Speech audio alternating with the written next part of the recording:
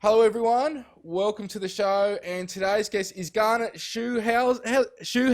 Is that how I pronounce your last name? Yes, I've got it right. I was a little bit sort yes. of iffy on the pronunciation. Garnet, thank you for taking the time to come on the show. Thank you for inviting me, Peter. No worries. Now, I've seen a little bit of your story. Of course, in the description part of this video, or people are downloading the audio version, there is a link directly to your website and to the books that you've done and other interviews. Would you mind giving the viewers and listeners just a little bit of an overview on who you are? Okay, well, I live in Canada near Victoria on the west coast of Canada right now. I was born and raised in the on the prairies in Canada. I was raised in a very religious Roman Catholic family, and I served as an altar boy for many years and faithfully followed all the rules of the church. And the driving force behind our religion was my mother, who is a feisty Irish lady who is determined to ensure that her husband and five kids all made it to heaven, even if she had to drag us kicking and screaming. And so that's my early background. I graduated from high school, went to university, graduated from law school, and then I went to Calgary, also in Canada, to practice corporate law, where I practiced for about 34 years. And then I retired in 2008. And My early upbringing in terms of my religious beliefs sort of got lost on me somewhere along the line. And by the time I reached my 30s or 40s, I had rejected a lot of the beliefs I was taught as a kid by the church, and I was searching for a new paradigm to latch onto. And I constantly asked myself the eternal questions that everyone gets to at one point or another, like who am I? Why am I here? What's my life's purpose? And what happens to me when I die? Those are questions everyone asks. And then one fateful day in 2007, my life was transformed and all those questions were answered. And here's how it happened. I was still practicing law, and I was walking down the street one sunny afternoon in May, and all of a sudden, out of nowhere, a homeless man jumps in front of me. And he looked very much like a typical homeless man. He had long, greasy hair and a scraggly beard, and he was wearing dirty, slept-in clothes. And my usual practice when I encountered these people was just to do a quick sidestep and go around. But there's something very different about this guy. He had these amazing, sparkling, dazzling blue eyes that shone like two little blue stars. And they were doing two things. First of all, they were penetrating deep within me, and I felt like he was looking down into the depths of my soul. And I sensed that he knew everything about me, everything I'd ever said or done, all my thoughts, my beliefs, my hopes and aspirations, which is really quite amazing because we had never met before. I'd never encountered this guy before. And then, but I didn't feel violated because at the same time, he was sending me this wave of pure, unconditional love that was infusing my whole body with an amazing sense of peace and security. And so I stood there like a deer caught in the headlights. I was basically transfixed, like a time warp. Don't know how long I was there until he finally broke the spell by saying to me, "Why are you here?" Then he quickly disappeared into a nearby store. Well, when I finally collected my wits, I went into the store to find him, but he was nowhere to be seen. I walked back out onto the street, walked up and down, but he had seemingly disappeared into thin air.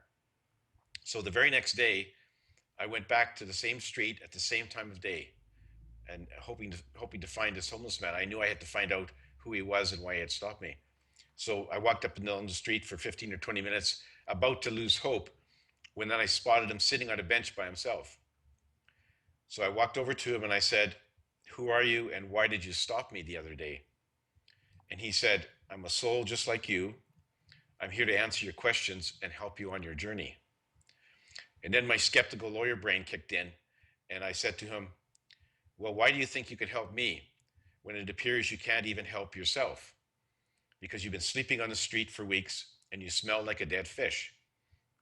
Well, he just gave me a big smile and he said, "Looks can be deceiving because you look like you're a very successful lawyer with everything under control, but we both know that's just a facade." He said, "You can turn around, go back to your office, and see if you can find all your answers in all those emails waiting for you on your computer, or you can sit down and have a chat with me." So luckily, my intuition kicked in, and I thought, okay, well, what do I have to lose? Half an hour of my time. I needed to find out more about this guy. So I sat down and we began a dialogue. That dialogue went off and on for several months after that. I found out his name was Albert, and he was really one of my spirit guides in disguise. And he told me that I was the only one who could see him as the homeless man. And I could actually see him and touch him. He felt very real to me. And he said if somebody else had been walking by the street that day, they would have seen me sitting all by myself on the bench. And so I asked him, well, why did you show up as the homeless man to me? What was the reason for that? He said that had he started in sort of after my first three visits, he no longer appeared as a homeless man, and we communicated by telepathy. He was a voice in my head. And he told me that he showed up initially as the homeless man because had he started talking to me out of the blue as a voice in my head, I likely would have thought I was losing my mind. So this was his way of Yeah. easing me into the conversation. So it was a very clever way. And our dialogue went on for, as I say, off and on for several months. I asked him a lot of questions. He gave me very good answers that sort of rang true in my heart. That he basically made me feel comfortable with every answer he gave me, and I really felt that he was telling me the real truth. And I really, it really resonated with me. I knew it was something that was really true, and that's the way it was. And then he told me partway through that he wasn't here just to answer my questions, but he wanted me to write a book about what he told me about his revelations, so that they would be available to everyone. And so this was a bit of a surprise to me. I'd never even dreamt of writing a book before this, so I struggled with it at first. Tried to, dug my heels in a bit, tried to resist, but he was very gently persuasive, and eventually he won me over. And so about a year after I met Albert, I retired from the law because it didn't seem to be very relevant to me anymore. And I knew that Albert had come there to send me off on a new path. And the new path was to become more spiritually enlightened and to write books, not just one, but several books about my dialogue and other adventures with Albert. And that was my new goal. And so I retired about a year later. I struggled a bit writing the first manuscript. When I had finished it, I was then struggling with the idea about whether I should have it published or not. I mean, one option was just to throw it in the drawer, never to be seen again. The other option was to get it published. And I was reluctant because I feared adverse reactions, like from family and friends and my former law colleagues and clients, because this was very different from how they knew me. I was a very straight-laced, button-down corporate lawyer, never talked about religion or spirituality or anything like that. So this would have been sort of a shock to a lot of them. But after a while, I decided, as my friend Sherry Cortland put it, I had to come out of the spiritual closet. And so I did, and I got my book published. And that was my first book, Dancing on a Stamp. What's some of the information in that book pertaining to your adventures, your experiences? What can you share with us with that book? Well, the very first book was sort of giving me and everyone else sort of the big picture about how life on Earth works, the cycle of reincarnation, where we come from, where we're going, and how things, and why we're here. I mean, he says basically we're all eternal souls that live forever. And we came from the spirit side, which is a wonderful place, very high vibrational place, where there's no negative emotions, just unconditional love. We don't need to eat or breathe or sleep, and everything's it's just a paradise. Basically, it's like heaven, like some of the religions describe as heaven. I mean, that's basically what it is. Why do we come here? We come here by our own choice. And we choose to come to Earth to incarnate in a physical body so that we could experience things that we can't experience on the spirit side. And that adds to our knowledge and increases our wisdom and helps us evolve as souls. So that's why we come here. And before we come here, we each prepare a life plan. And that life plan sets out the major circumstances of our upcoming new lives. Things like the place we're going to be born, the first language we learn, and the identity of our parents and siblings and friends and relatives and the other important people in our lives. And we map out some things that we want to encounter in order to help us on our path of evolution. But the thing is that once we're born, we don't remember that we have a life plan. And that's very deliberate. We don't remember that we had one. And because we have free will to act on Earth, Albert says we very often go off course. So our lives are not predetermined. We prepared a broad blueprint beforehand, but because we don't remember it, we often stray off course, sometimes way far off.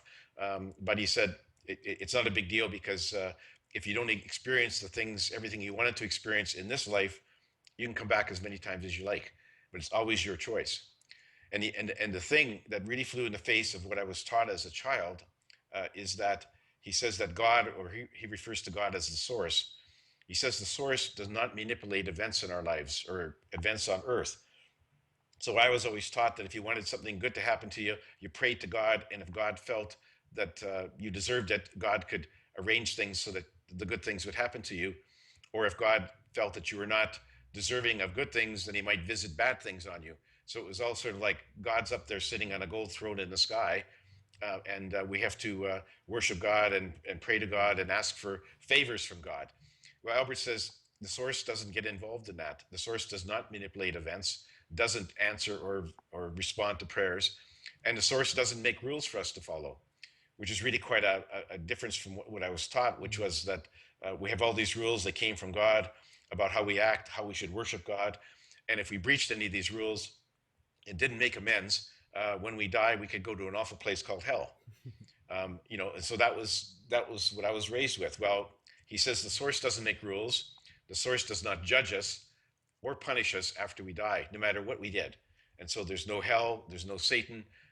Everyone who passes from this plane goes back to the spirit side, regardless of what you did. And that means, of course, that even the bad guys go back to heaven, which seems strange and unjust to some people, but that's just the way it is. And he said they go back there because there's nowhere else to go. Like we all go back to where we came from. So those are some of the things that really flew in the face of what the Catholic Church taught me.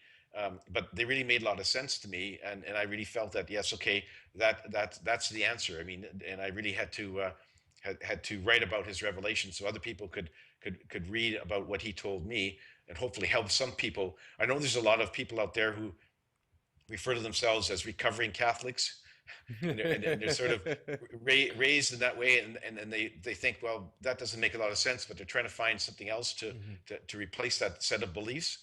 And hopefully what Albert has told me will help them replace that set of beliefs and help them move on, because they know that, okay, when I die, I'm going back to a beautiful place. No matter what I do, I don't have to worry about hell or punishment, and I'm here to learn and experience things. And if you can look at things in that light, then it just makes your journey on earth much more a happier journey, because you don't have sort of the worry about what happens at the very end. So that's, to me, it was very comforting, very inspiring, and I was happy to have the dialogue and to pass his message on to everyone else. A lot of what you're saying is resonating, especially with your guide, or one of your guides anyways. How my experiences started very similar, and it was a situation where some people wouldn't see her, some people would, and she's actually a light being in pure form, but she projected this image of a beautiful female lady with bigger eyes.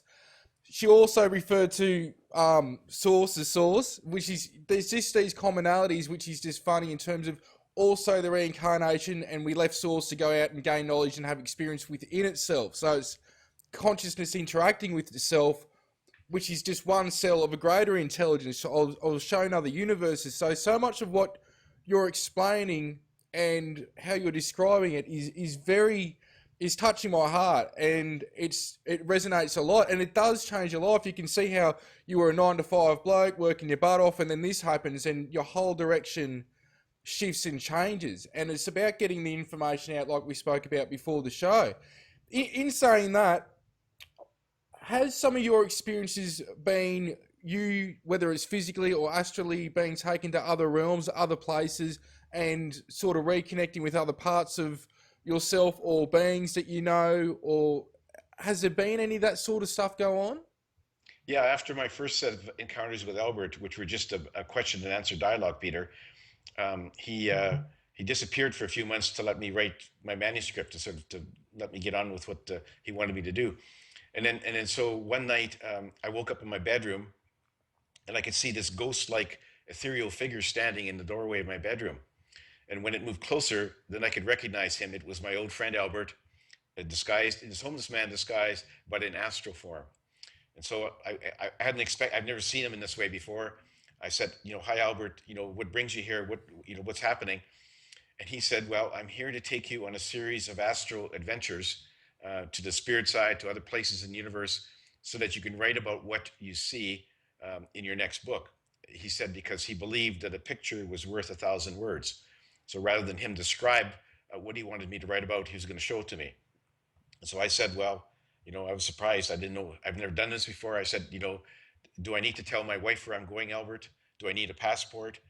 And he just smiled and said, no, you're going to be back in your body before morning, and your wife won't even know you've ever been gone.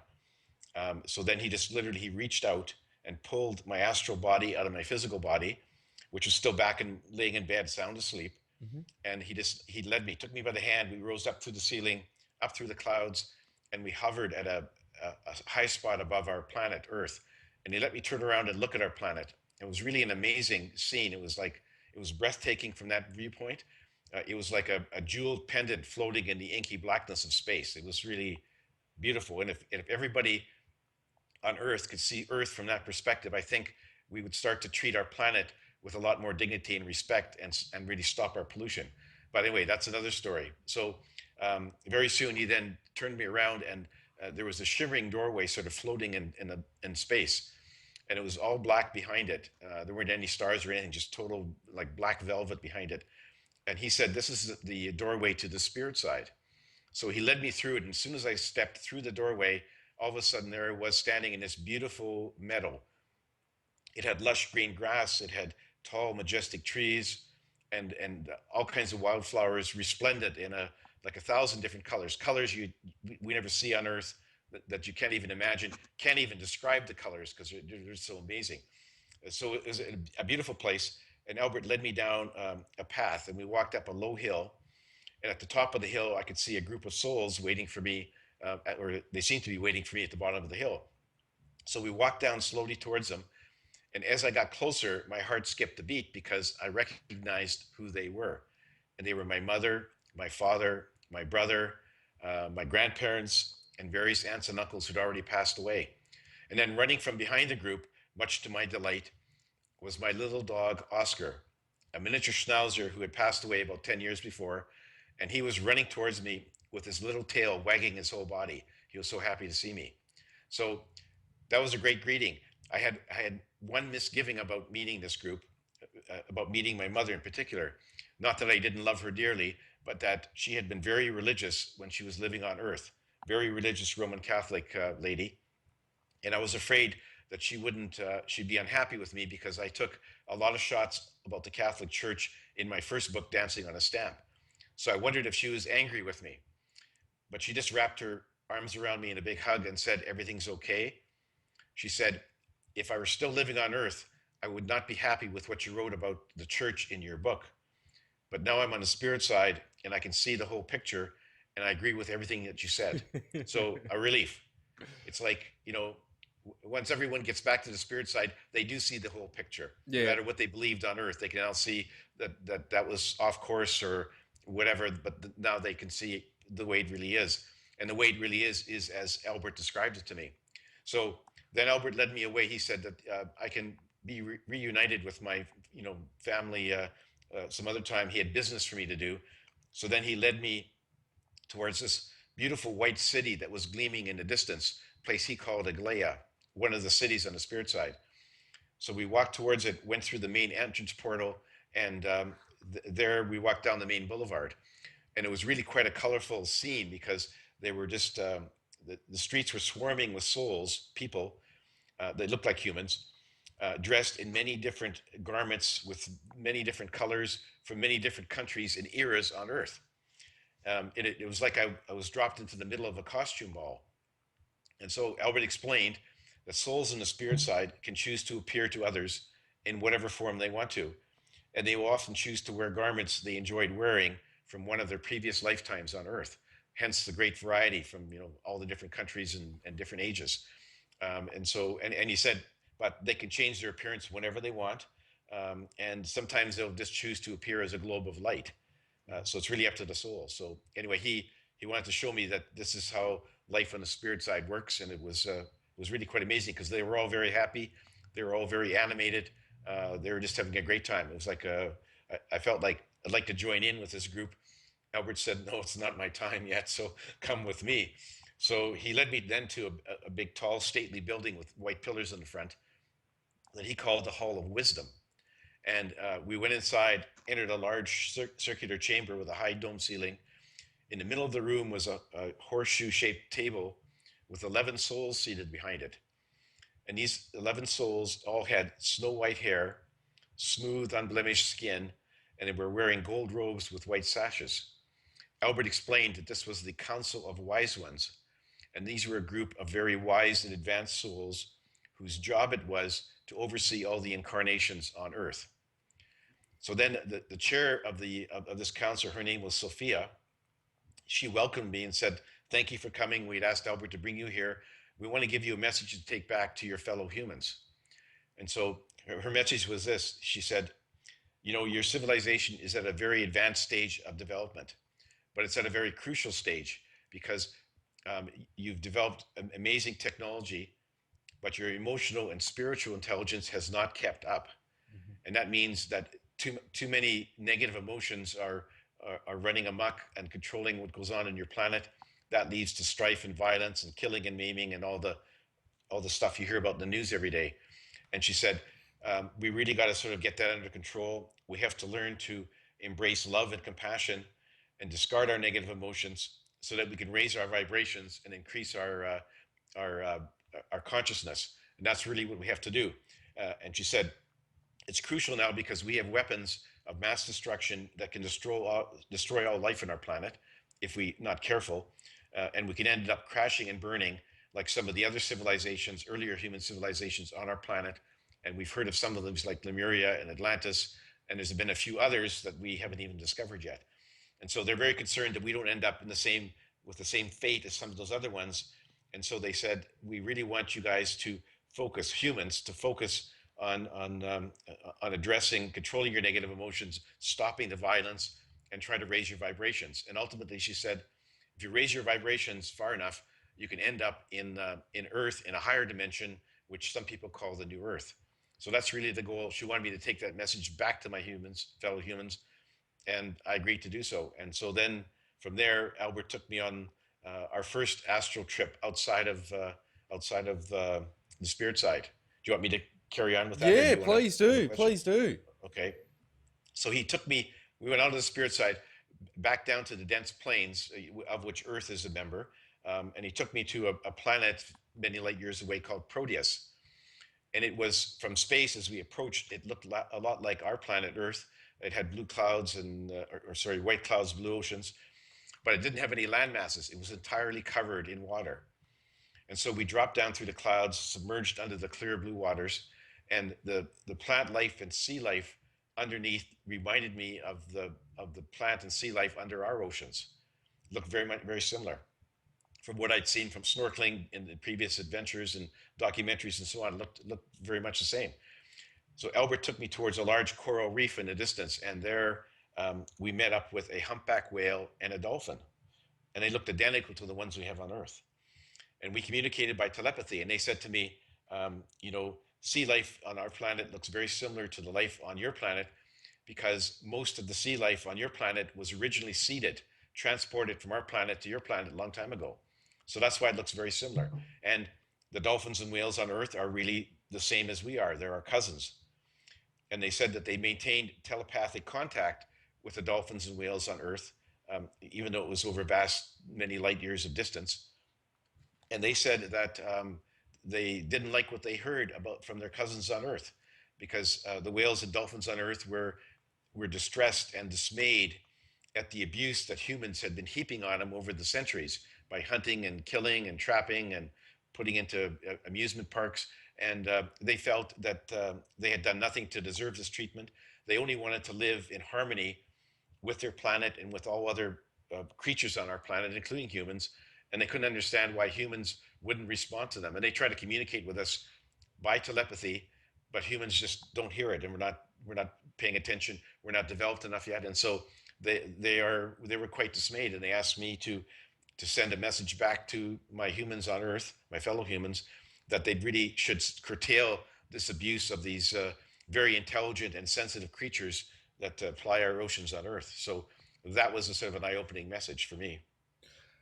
How's this affected you in how you have your outlook on fellow humans, animals, the environment, people, plants, everything? How's this affected you?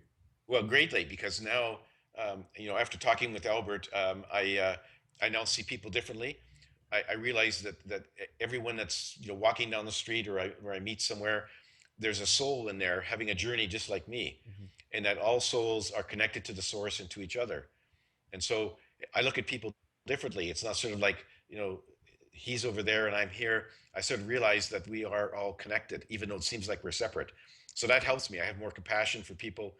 I'm less likely to become angry, if somebody steps on my toes, because I understand that they're just struggling to find their way through their own journey, and they're in a play, but they don't realize they're in a play, and they don't realize where they came from. Most of them don't, and they're not sure where they're going, and so it's very frustrating for them.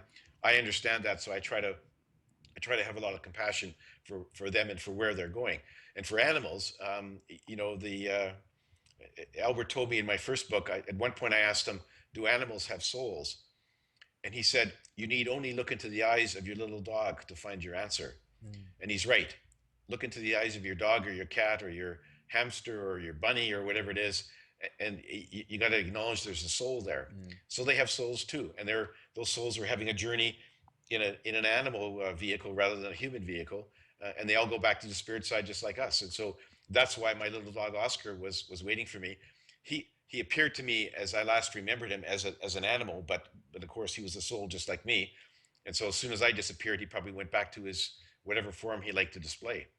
But our pets will often show up when we cross over to the spirit side, show up as a welcoming party for us, which gives us a lot of comfort, and it also gives people comfort to know that the pet, the dog or cat that they love so dearly, who's passed away, they will see them again. So, and so given that, I look at animals much more differently.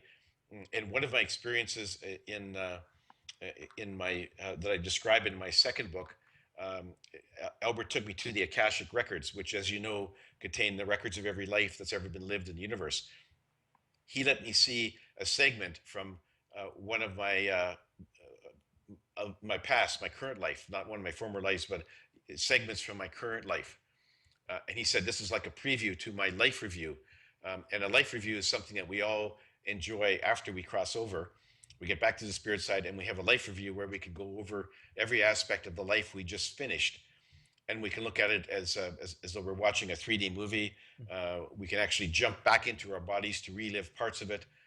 And the very interesting aspect of a life review is that we get to hear the thoughts and feel the emotions of the people we interacted with during our lives. So if you said something nasty to somebody, your neighbor, on the street one day, when you're having your life review, you'll get to feel that person's anguish and hurt at your words, which you may not have realized when you said them. So it's really an amazing learning lesson because you can really appreciate how your words and your actions affected others. But anyway, one of the aspects that he showed me of my current life was when I was practicing law. And I came home from work one day. I must have had a bad day. I don't know. And I walked through the door, and my little dog Oscar, the one that actually greeted me when I was first went to the spirit side, he had been laying in his bed by the window. When he heard the garage door open, he came running over towards the door, hoping to, happy to see me. He'd been waiting for me all day. I walked through the door, and I walked right past him without acknowledging him. All he had wanted was a greeting and a pat on his head to tell him that I still loved him. But when I walked past him with my head in the clouds, I could feel his emotions and hear his thoughts. And he was absolutely crushed by my indifference. And he didn't understand why I had ignored him. He wondered what he had done to offend me. Of course, he hadn't done anything. And he was very devastated by my just walking by him and ignoring him. And he slunk off to his little bed and put his, as schnauzers do, they put their head on their crossed paws, and he put his head down. And I knew that if dogs could cry, there would have been tears rolling down his cheeks. But it was just amazing for me to actually it came through loud and clear, his feelings and his emotions. And so after that, I look at all animals, not just my current pet dog, but all animals. I look at them much differently, and I know that they have feelings and they have emotions, and they deserve to be treated with dignity and respect. And so it totally new outlook for me. And That's why I get so distressed when you hear about people sport hunting animals, trophy hunting, and I think that that's just terribly unnecessary, cruel, and that we should let these animals live their lives as they had planned. And There's just there's no justification whatsoever for mistreating an animal, any animal. So big change. I mean, not that I was cruel to animals before, but I was a lot of times just indifferent. Hmm. And now I understand that we really have to. I try to go out of my way to be kind to them. With the second book, how's that continued on from the first? Obviously, the experiences continue, the information continues, the reconnecting with yourself continues. How's it different from the first book, and then where's it? What direction is the information gone in that book? Well, the second book was mainly the first book was basically to answer all the big questions, to tell us how the cycle of life and reincarnation and all that works. Second book was designed to try to get the message to humanity that as the Council of Wise Ones says, we need to really change our course of action before we destroy ourselves. We have to raise our vibrations. We have to quit the killing and the maiming and the violence. We have to get rid of our fear and our anger and our hate and our greed, and if we can do that, then we will expand our consciousness and eventually rise up to the new earth. So it was really sort of a call to action for humans. And so every place that we went was sort of a part of this message to make us realize what we're doing here on this journey and what we really need to focus on to make it a better place. And there was a bit of urgency in their message. Albert said he was very confident that we could get over this hump, that we could get past this and take the next step up the spiritual ladder. But there's still some danger there. And what he told me is that we're getting a lot of help from other people. We're getting help from our ET friends. We have a lot of extraterrestrial friends that have been visiting and monitoring Earth, right from day one. And they've been around many different races, and they're trying to help us. And they have helped us in many subtle ways by giving us some technical know-how to help us with our technology here and there, giving us inspiration. Some of them actually are disguised as humans and live among us. Mhm. But what they can't do is they can't do a major interference with our lives. They can't, like, for example, they have enough technology that they could destroy all of our weapons if they wanted to. They're not allowed to do that. They sort of have to let this experiment of humans on Earth run its course. And they can only jump in to interfere if there's a danger that we could just destroy the whole planet. But if we're going to just destroy ourselves, they have to stand by and watch, just as they watched Atlantis and Lemuria perish, and they really don't want to see that happen again. Um, and the Council of Wise Ones is really helping a lot too, because they have been sending a lot of asking for volunteers, because they can't send anybody. You have to volunteer. Volunteers, very advanced souls, masters, to incarnate on Earth over the last while, to live among us and spread the message of love and hope from the spirit side. So they're just there to lead by example and to talk to other people to try to get us to go on the right course, towards the new Earth. And so that's been happening. They're also sending a lot of messages, and the pace has increased a lot over the last while. They send messages through channels all over the world. I'm just one channel. You're a channel, whether you know it or not, Peter. And people who host radio and TV shows, speak at public gatherings, who write books and blogs. There's all kinds of them, and the message is all basically, the core is all the same. There's different nuances depending on the how the particular channel receives it or translates it, but the core message is all the same.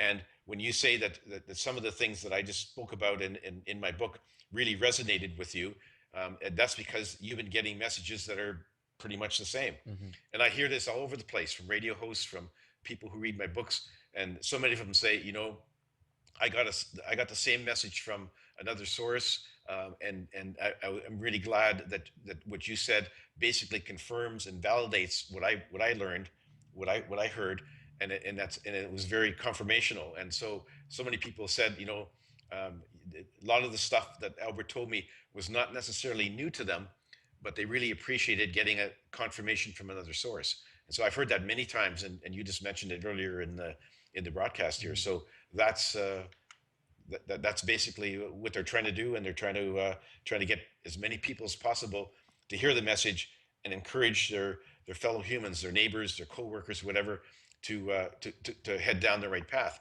There's so many humans who aren't even aware of what the problem is, and you can't fix the problem until you know what the problem is. Yeah. So we have to do our best to get that message out. So that's that was really the main message of the second book. And then I have written a third book as well, which is further astral adventures with Albert, totally different from the first set.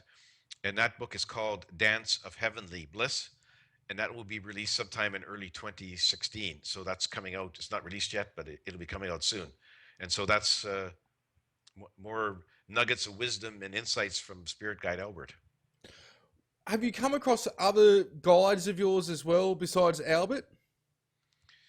Yeah, I did. In my third book, I describe an encounter with another of my guides. Her name is Alina, and she just sort of newly signed on to be one of my guides. And so I had a nice conversation with her. She had her last life on Earth. She had been a Cheyenne Indian in North America who had ended up perishing in some conflict with the U.S. Army, and so she had just signed on. I had a nice conversation with her. Um, uh, Albert tells me I have one more guide, but he won't tell me who it is yet. Mm-hmm. And so so now I know I have two of them, and hopefully one day I'll meet the third one. I also, in my third book, I also got to meet my guardian angel, which is really quite interesting because, as you know, we all have guardian angels. Their job is to watch over us and to keep us from um, accidentally getting into a situation where our physical lives might be terminated before our soul is ready to leave. Because the uh, the the surprising thing that I learned from Albert is that no one dies by accident on Earth. Everyone dies when their soul is ready to leave the incarnation, and not before. And so when I found this out, I'd said to him, well, but it seems like people die in accidents every day. I mean, planes crash and people die on the highways in accidents. We have so many people who have free will. The interaction of free will sooner or later could cause something untoward to happen to us, couldn't it? And he says, yeah, often it's leading towards that, but our guardian angels step in. And if we're about to have a car accident that would terminate our lives, they will actually, if necessary, physically intervene to make sure that doesn't happen if our soul's not ready to go. And if our soul is ready to go, then they let it happen because it was in accordance with your soul's desires. So anyway, so I had a conversation with my guardian angel. She was really quite a nice person. She had a great sense of humor. Took a few shots at me, Mm-hmm. and humor is alive and well in the spirit side. It's not a bunch of very serious souls, solemn that are just sort of going through life. They laugh. They have a great sense of humor. They often laugh at what happens to us down here. They laugh at us when we're not trying to be funny, just because of what we do. But anyway, so this guardian angel had a great sense of humor, and she said, "Yeah, she's pulled me out of a lot of scrapes. Most of the time, we're not aware that our guardian angel has saved us. It just sort of like things go on, and like her example is that um, if someone is sitting at a traffic light, at red light, they may change the timing of the traffic light so that the red light stays red for 4 seconds longer. And that's to ensure that when you get to the next intersection, you don't get hit by somebody running the red light going the other way.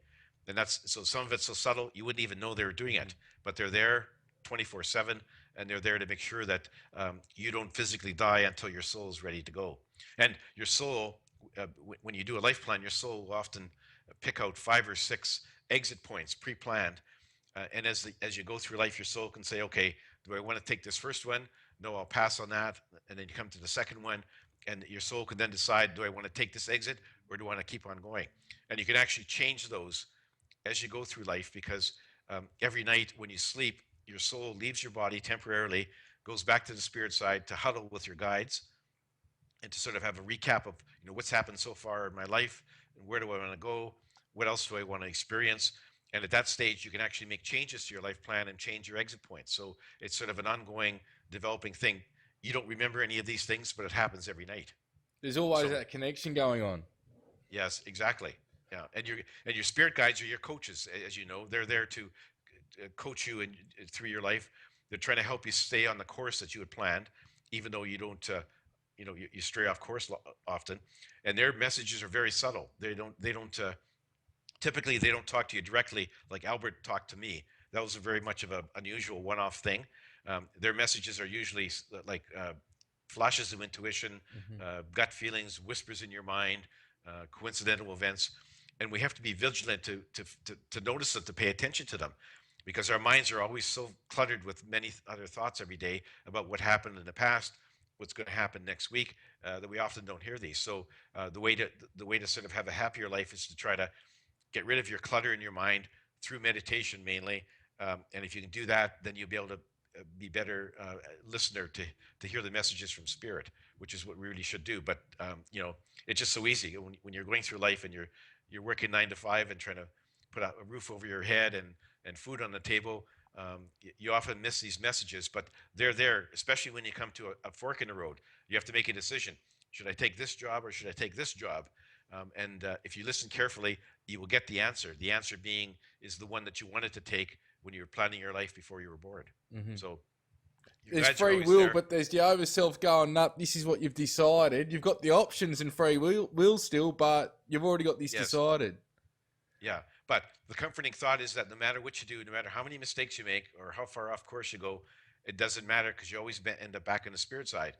And if you miss something in this life, you can just plan another life to try it again. You can have as many lives here as you want. Or if you get tired of incarnating on Earth, you can incarnate on a different planet into a different life form. You have just like millions, billions of choices. Or you can just stay in the spirit side and sit on a cloud and listen to harp music if you choose. Mm-hmm.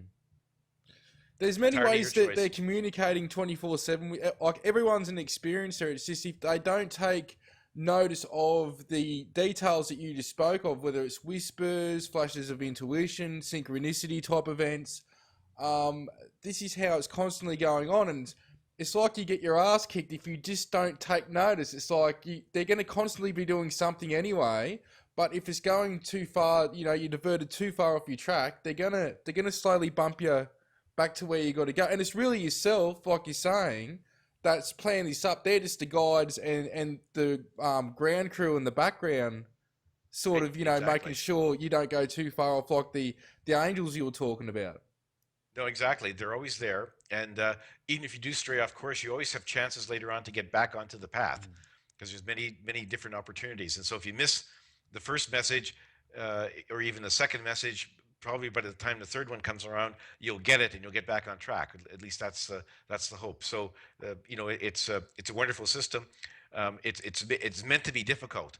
Like the Earth School is one of the most difficult ones in the universe, according to Albert, and it's intended to be difficult. And he's often told me that humans should pat themselves on the back because they had to be very brave and courageous to jump into a human life on this planet because it's a very tough school. And so we should all give ourselves a pat on the back. It doesn't help us that much in terms of while we're still living here, but it's good to know that we've probably had many other incarnations on easier planets, easier life forms. We may have had some incarnations on animals on Earth, and because their lives are much more simpler than a human life, you would typically, if you're coming to Earth, start off maybe with an animal or two, and then move up to a human. Because to jump right into a human with no prior experience on this planet would be very tough. But some people can do it.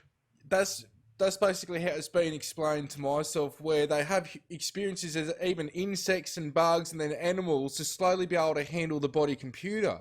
And yes. If not, they've come directly from source, but they've been downloaded like software programs, so they've almost got the tips and tools available in the soul essence to help them handle the human body computer, because it's something where you have to have experience to be able to handle something advanced like this, because we can do things that even some of the other beings can't, in terms of how we can, our telepathy skills and astral travel and all that sort of things. They can do it, but just the variety of and range of things we can do isn't like many other beings. So there is this aspect to it, isn't there, where, there is training going on some level to be able to handle this experience and do this experience. Yeah, that's right. That you explained it very, very well. It's you start off with some simpler life forms to get to know the environment, the planet, how to control the physical bodies on this dense plane, and then you gradually move up, because it would be really difficult to jump right into a human. Although some advanced souls actually do it, most of us we start off at the boot camp and gradually, move our way up. But let me tell you before. Sorry, go ahead. No, I was just about to ask you just about some of the earth changes and things like that. Like, has there been any information or anything shown to you in terms of, not doom and gloom, though I do think there's going to be some sort of shake-ups to sort of get us where we've got to go, but has there been anything on any scale shown to you or said that there's chances of things, certain things happening to get where we're going Earth changes wise? No, he didn't get into that at all. What he did do though was he showed me sort of the end goal for us, the new Earth.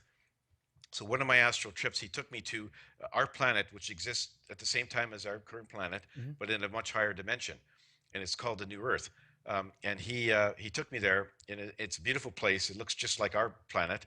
And I met up there the descendants of a civilization that had originally lived on our old Earth centuries ago in Central America, and they had managed to orchestrate a mass ascension up to the new Earth by increasing their vibrations sort of all at once in a big jump, to escape from a barbarian army that was encroaching on their territory. And so I met with these descendants. This happened like eons ago, and they had a great existence because the new Earth, there's no crime, there's no negative emotions. Everyone lives in peace and harmony with each other, with their planet, with the other creatures. They don't pollute their planet. They don't kill other creatures. They eat liquid food made from plants, and they've learned how to slow down the aging process and to shield themselves from disease and repair injured tissue. And so they all live to be, several hundred years old. And it's a very idyllic existence, and they're free to. They don't have to work; everything's provided for them, so they're free to pursue wisdom and knowledge, and enjoy the peaceful splendor of their planet. It was an amazing place. And Albert said, "This is where all humans can eventually get to." And a lot of humans have made the transition over the years. Sometimes they do it individually, sometimes in small groups. In this case, it was sort of a large group. That's unusual, but there was a lot of humans who had made the transition. And the trick is, as I mentioned before, we have to raise our vibrations so we match our vibratory rate with the rate of the new Earth. And until we do that, we can't get there. And to get there, it seems very simple, but it's hard to achieve. It is discard your negative emotions and fully embrace love and compassion. And if you can do that, your vibrations will just, like magic, they'll just increase. And one day you'll suddenly find yourself in a new Earth. So that's where we should all strive to get to, and that's really the light at the end of the tunnel. That's the hope for humankind. And so he's got a lot of confidence that we can get over the hump and not Mhm. destroy ourselves before we get there. But we have a lot of work to do. I mean, there's still too many negative emotions. If you listen to the nightly news, there's all kinds of violence, terrorist killings, bombings, wars, other conflicts.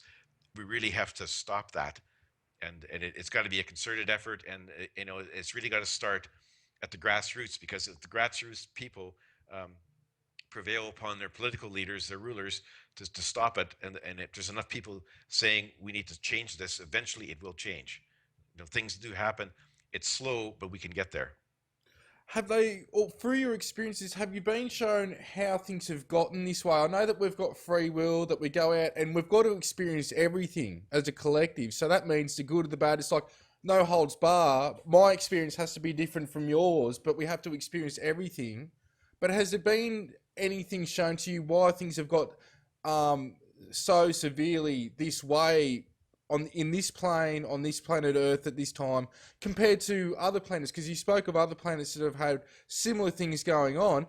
Is it really just a over like? Is it got? Do you think, in your opinion, it's got something to do with just the evolution of each collective civilization? Evolving. That's basically how it happened. When they first seeded humans on Earth, they didn't know how it would turn out. They didn't know how we would develop, how we would evolve. But because they can't sort of interfere, they had to let it play out the way it was, and they were quite, the ETs and the Council of Wise Ones were quite dismayed at sort of how some of the things turned out. And the biggest thing was that the humans, the cause for our where we are now is our negative emotions. And fear is sort of the central one, and springing off from that is anger, hate, and greed, and so on. And that's been the biggest problem for us. And that they hadn't planned this, but somehow the negative emotions kind of overrun the positive ones, like love and compassion, to a large degree. And that's why we had violence through our history, and they don't really have an explanation for that. That's just how it turned out. and they have to just let it run, and they hope that we can turn the corner and go back and discard our negative emotions and embrace love and compassion. That's what they had hoped for. And there's a lot of civilizations, according to Albert, in other planets where they don't have negative emotions. And some of those people, they actually visit our planet, observe it. They can't understand why humans, are killing and maiming each other and causing all this violence. They sort of shake their heads and saying, "Why are these people doing this? Don't they realize that they're all souls having an incarnation on Earth? They're all part of the source. I mean, why can't they just love each other and discard all this violence? They don't understand it. So we're kind of unique in that way. We not, as Albert said, we not only abuse our planet by polluting her and the other creatures on our planet, but we also abuse one another. So he says we're viewed in a lot of places as a triple threat, but in a very negative sense. And so we're just an experiment that started a long time ago. Here we are, and we've risen up, as I said, and crashed and burned in many occasions. So far, we haven't destroyed our planet, but here we are again, and we could easily destroy all the life on our planet if we unleash our weapons. And they really hope that this time it won't happen. But they're determined to let it play out. Oh, it's got to, and this is where the free will part comes into it, which goes into what some of the, I guess, tips and tools and things and advice do you have for people to play their part and to sort of deal with their own emotions and to evolve, like to be proactive in this and be active and actually do something rather than, so many people are out there preaching their gospel or whatever. What's some of the things people can do to take on to help themselves? Some of the tips that you've got where people can, obviously meditation's one of them. Is there any other things you could go into or recommend for people to help themselves? Unfortunately, there's no magic solution, Mm-hmm. Peter. I've asked Albert this. He says we each have to struggle. First of all, we have to control our own negative emotions. We have to sort of, once we understand that, as I said, everyone else around you is really part of you, part of the source. They're just in a different physical vehicle right now. So that's the first step, is to realize that if I'm going to cause harm to the person walking down the street, I'm really effectively doing the same thing to myself, Mm-hmm. because we're all part of the source. So if you realize that we're not separate, we're really together, then that's the first big step. And you have to learn to love. First of all, you have to learn to love yourself and forgive yourself for your mistakes, because you can't truly love others or forgive others if you haven't loved and forgiven yourself. So first step is fully love and forgive yourself for your mistakes, because you're just here on a learning experience. You're bound to make mistakes. It's not a big deal. Mm-hmm. And then from there, then you can extend your love out to other people. And how you can help other people is just by, well, you can lead by example.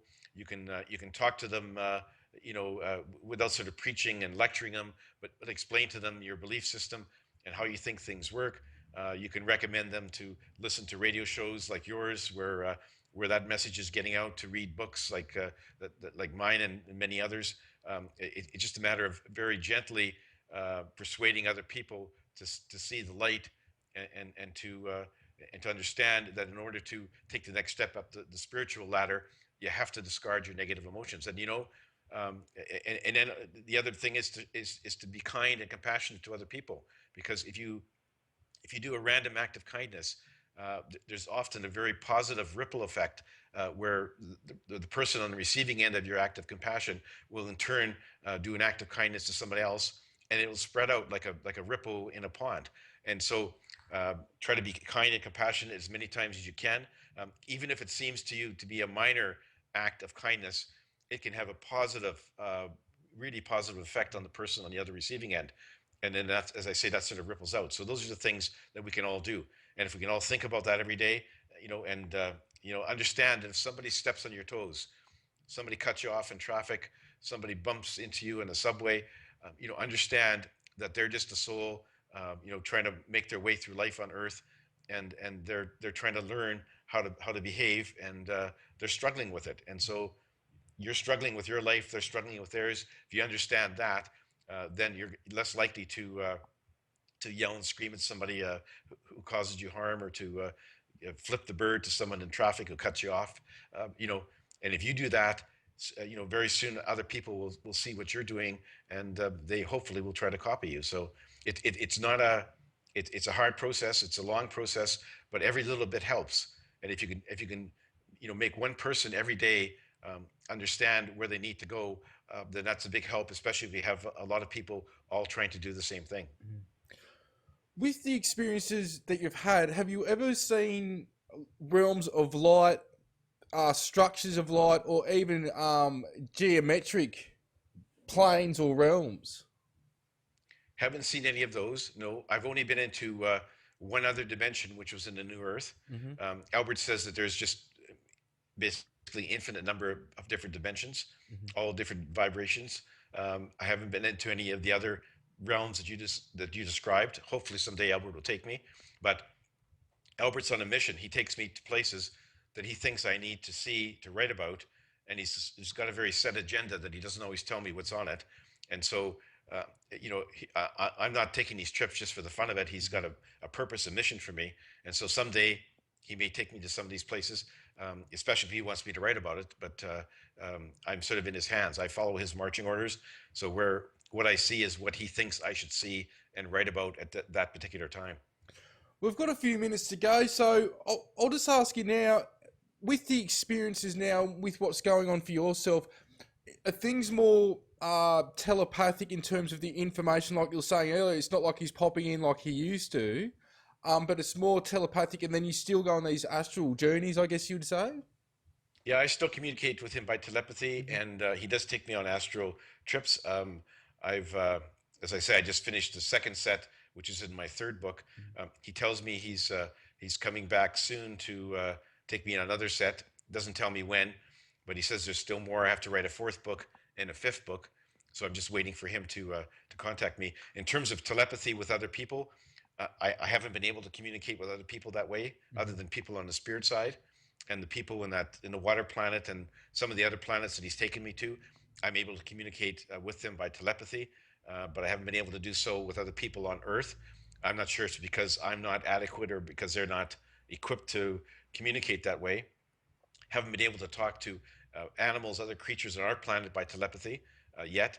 But I was able to communicate with that dolphin and whale on Proteus, and that was a special circumstance. So I would love to be able to expand my psychic abilities, but so far Albert hasn't got me there yet, and so I'll just have to be patient.